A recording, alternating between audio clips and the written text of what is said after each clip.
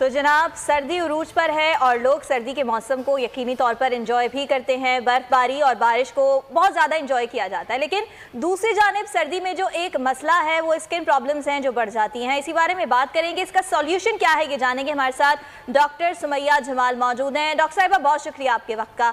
आपसे मैं जानना ये चाहूँगी कि जो नॉर्मल स्किन होती है उसमें तो प्रॉब्लम्स होते ही हैं क्योंकि वो ड्राई हो जाती है, लेकिन जिन लोगों को एलर्जीज़ का इशू होता है तो सर्दी के मौसम में वो लोग बहुत ज़्यादा परेशान हो जाते हैं क्योंकि स्किन ड्राई हो जाती है, फटने लगती है, उसमें से ब्लड वगैरह भी आने लगता है, ब्लीडिंग होने लगती है। तो क्या बताएंगी आप कि सर्दियों से पहले ही ऐसा क्या किया जाए कि स्किन सर्दियों में इतनी ज़्यादा ख़राब ना हो?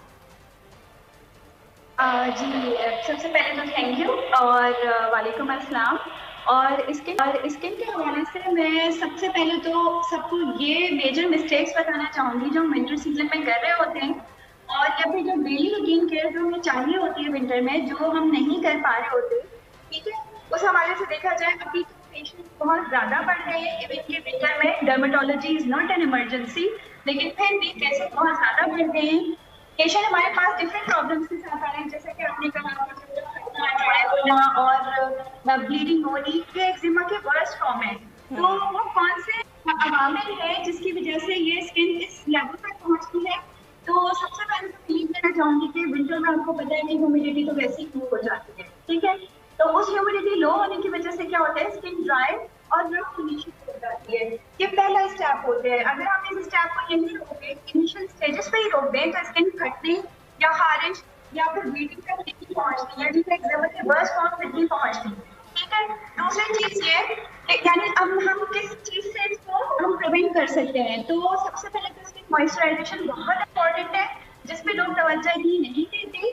ठीक है, और जो खवातीन जो हमारे यहाँ जो लेडीज जो घर में होती है, तो जाहिर सी बात है डिटर्जेंट्स के काम और जो है डिश वॉशिंग, इवन के क्लोथ्स वॉशिंग, इवन के सोप भी हमारा मॉइस्चर खींच लेता है। एक तो ऑलरेडी लो ह्यूमिड कंडीशंस जो है स्किन को ड्राई करेंगे, उसके बाद मजीद ये कि जो हमारे जो डिटर्जेंट्स या जो इवन सोप्स और गैर मयारी जो सोप्स हर कोई किसी भी तरह का यूज कर लेते हैं, तो वो भी स्किन को ड्राई करने में ज़्यादा एक अहम किरदार अदा करते हैं। तो ठीक है, आपको मॉइस्चराइजिंग सोप जो है विंटर में बहुत इंपॉर्टेंट है। सेकेंड ये कि स्किन मॉइस्चराइजेशन रात में सोते हुए अपनी हैबिट बना लें ये कि आप सिंपल पेट्रोलियम जेली या वैसलीन से स्किन मॉइस्चराइज करेंगे। ठीक है, और मैं आपको डिजीजेस के बारे में बताऊंगी। जैसे कुछ डिजीजेस हैं जो कि बर्स्ट हो जाती हैं, जैसे कि सोराइसिस या जो भी खारिश की बीमारियां हैं, उसका रीजन ये है कि ड्राइनेस उसको मजीद एक्सेसरेट कर देती है। ठीक है, जो इच स्ट्रेस साइकिल है ना, दिस इज वेरी इंपॉर्टेंट। जो इच स्ट्रेस साइकिल है, ठीक है, डॉक्टर सुमैया आप हमारे साथ मौजूद थी और आपका ये कहना था कि सर्दियों में स्किन को मॉइस्चराइज करना ज़रूरी है। बहुत शुक्रिया आपका। सब्सक्राइब करें और बेल दबाएं ताकि कोई खबर रह न जाए।